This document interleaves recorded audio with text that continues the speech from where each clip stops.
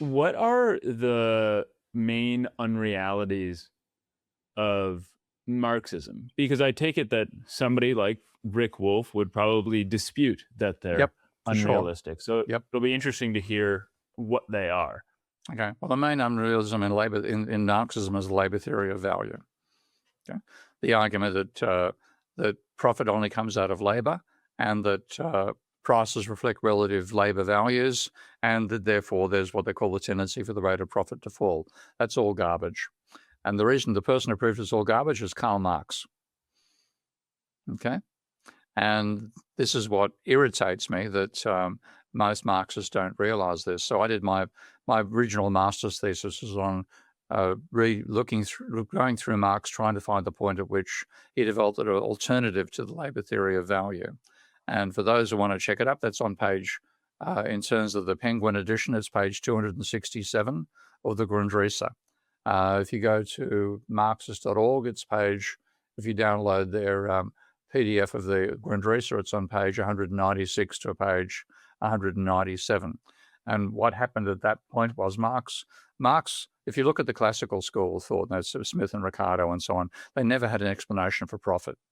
So Smith would talk about what he called that early and rude state of society before accumulation of capital, fundamentally. He said that things will exchange at their labor value. But once you have stock is accumulated in the hands of industrious persons, that's Smith again, and in other words, there are capitalists, something must be given for profits. And then you've got to also pay the landlords, so something for landlords as well. Now, Marx looked at that, and in Ricardo as well, and said, you haven't explained where profit comes from. So his initial explanation for profit was that there's this peculiar commodity called labor, labor power, where you pay for the commodity, but you get this magical substance called labor instead. So labor power is the capacity to work, and that comes down to a subsistence wage fundamentally. So capitalists hire workers for a subsistence wage. That's the value of labor power.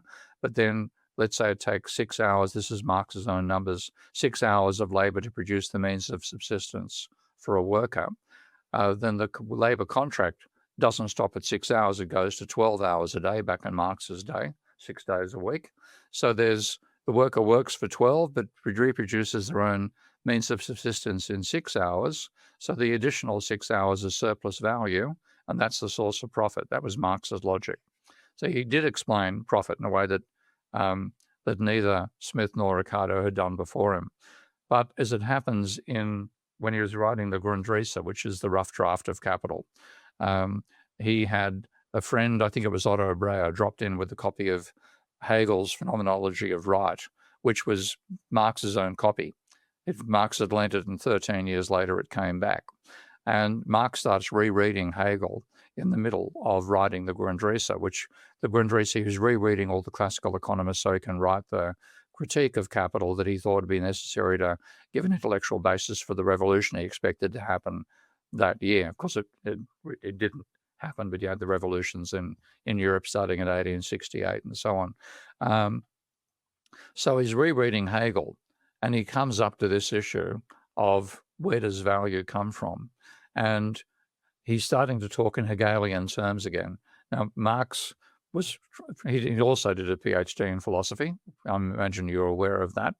But once he got acquainted with the economist, this is back when he wrote economic and philosophical manuscripts of 1844, he pretty much started not forgetting his philosophy, not using it actively anymore. He became the main exponent of Ricardian thinking at that time. But after 13 years of doing it, suddenly he's got a copy of Hegel again. Suddenly he starts talking in terms of Hegel's dialectic. I'm going to ask you a question here. Can you describe the dialectic for me?